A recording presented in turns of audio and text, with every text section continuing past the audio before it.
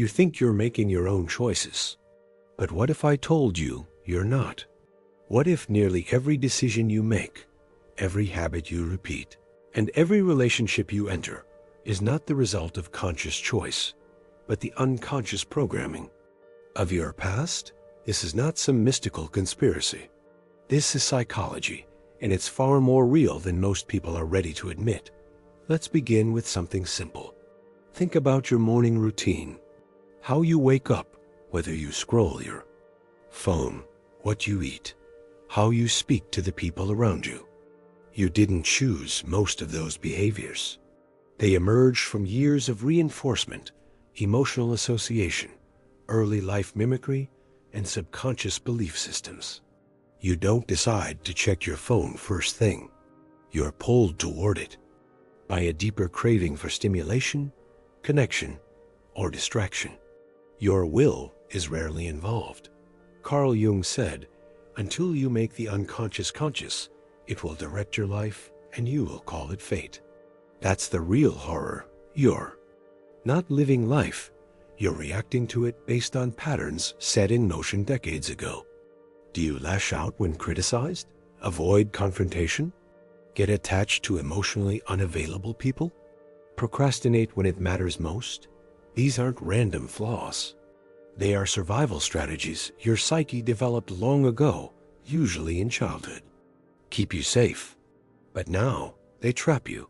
Consider relationships. Many people repeatedly fall into the same dynamic, the same pain, the same loop with different faces. Why? Because the unconscious mind seeks the familiar, even when it hurts.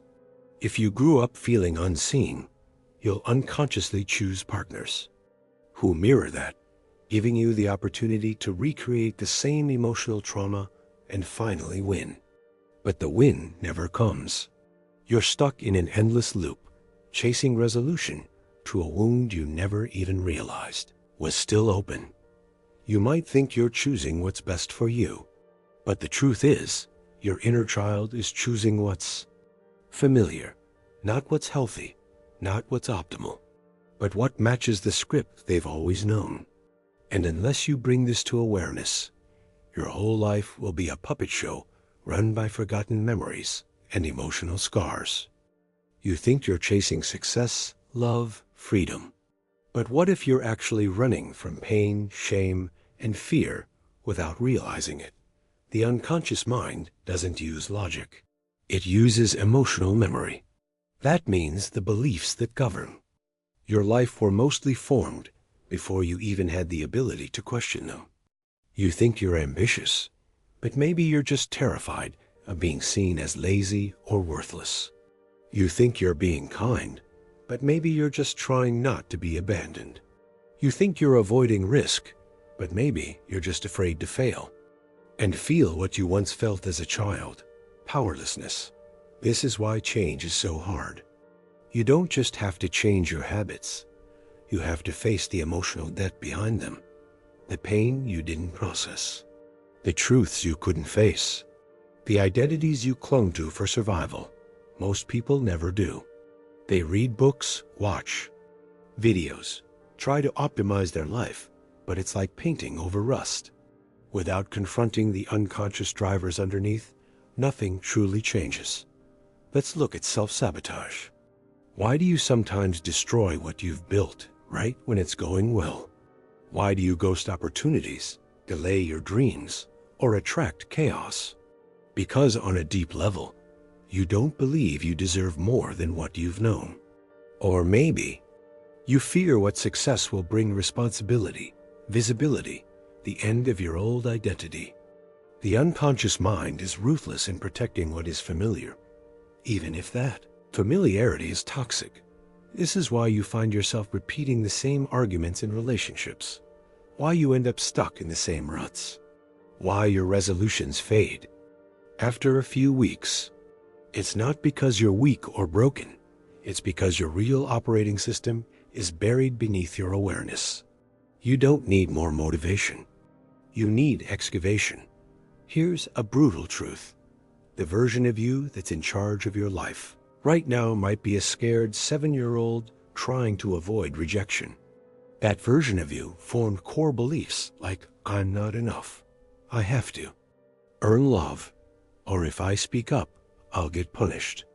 And those beliefs became laws, rules you live by without even realizing it. You think you're making adult choices, but your inner child is still at the wheel.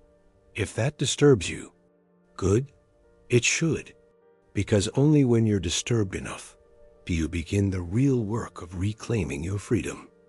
It begins with awareness, radical, sometimes painful awareness. Not the kind of surface-level mindfulness that tells you to just breathe through discomfort, but the kind of deep self-inquiry that asks, who taught me to be this way? Whose voice is this in my head, telling me I'm not enough? What emotions am I avoiding when I scroll, binge, ghost, or stay silent? You don't overcome the unconscious by force. You do it by curiosity, by slowing down enough to witness your automatic responses.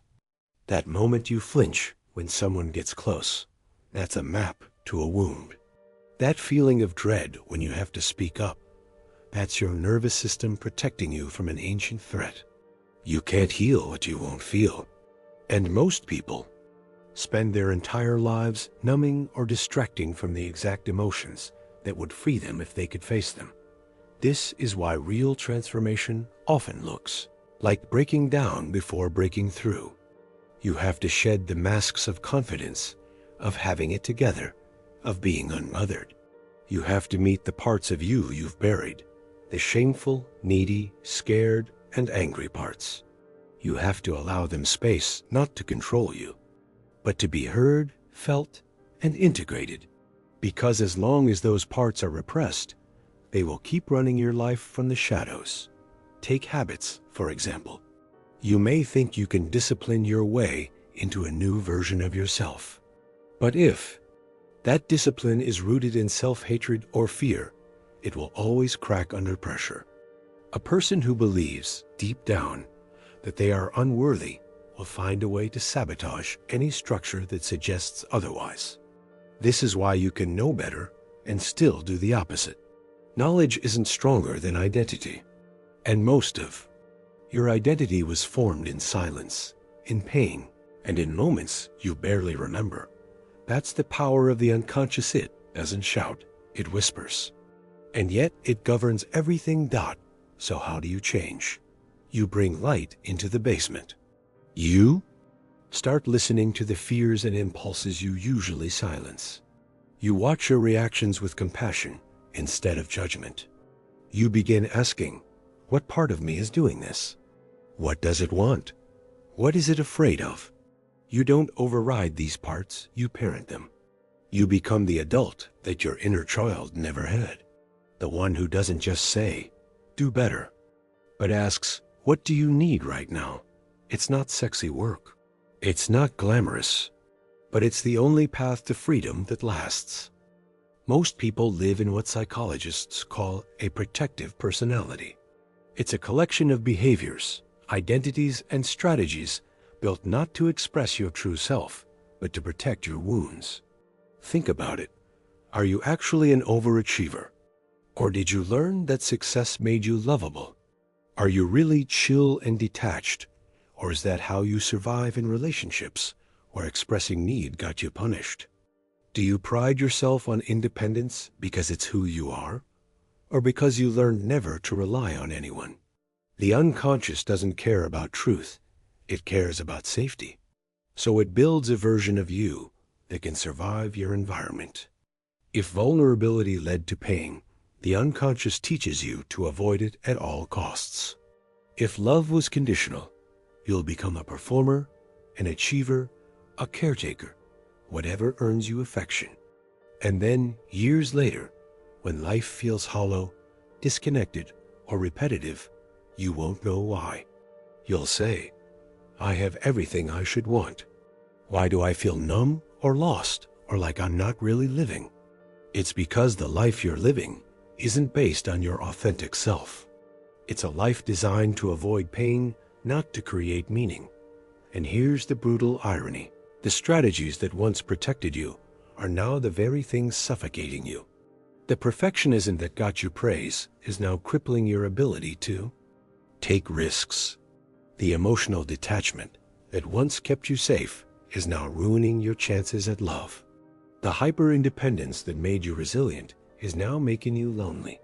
You might say, but this is just who I am. No, it's who you became to survive.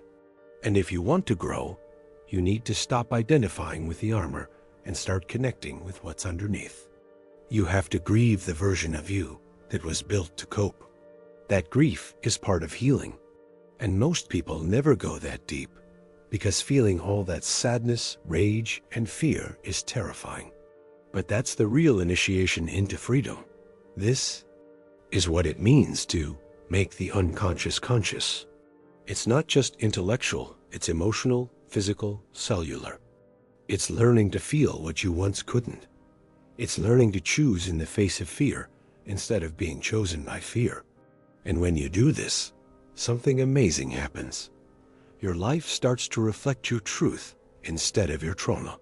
Your choices start coming from your vision, not your wound. And the best part? The world responds. The moment you stop running from your inner reality is the moment external reality begins to shift. But that begins with a descent into what you've been avoiding, into the real you underneath the programming.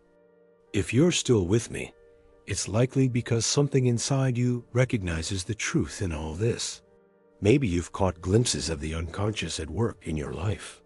Maybe you've sabotaged things you genuinely cared about and didn't know why. Maybe you felt stuck in cycles that repeat with eerie precision. Same fights, same regrets, same hollow victories. That's not failure. That's a sign your unconscious is steering the wheel. But here's the miracle. The very moment you stop fighting your inner world and instead turn toward it, everything begins to shift. Not in a quick, overnight transformation kind of way, but in a slow, steady unfolding of who you really are. This path is not about becoming a different person. It's about becoming more you than you've ever been. Because deep underneath your coping, your patterns, your defenses, there's a wild, intuitive, honest being who knows what you truly want. The problem is that voice has been drowned out by the noise of fear and habit. It's been overwritten by survival mode. That's why it feels so hard to trust your gut, because your nervous system has been wired to avoid anything uncertain. Even if that's where your joy lives. To live freely, you must begin the long, brave work of repatterning your nervous system. This isn't just changing your thoughts. That's the surface. The deeper work is about training your body to feel safe with truth, with closeness, with being seen, with stepping into the unknown. You do this by noticing your triggers, breathing into them, and choosing differently. Tiny choices. One conversation, one boundary, one yes that feels terrifying but honest. And little by little, the old wiring starts to dissolve. You no longer react from the past, you respond from the present. Your relationships begin to feel richer. Your work becomes more purposeful. You stop seeking external validation, not because you're over it, but because you finally become enough for yourself. Your unconscious begins to serve you, not sabotage you. And that's the ultimate freedom. So no, you're not truly choosing until you've made peace with the parts of you that used to choose for you. The scared parts, the wounded parts, the protective parts. Until you've met them with compassion. Your free will always have strings attached. But the moment you do, everything changes.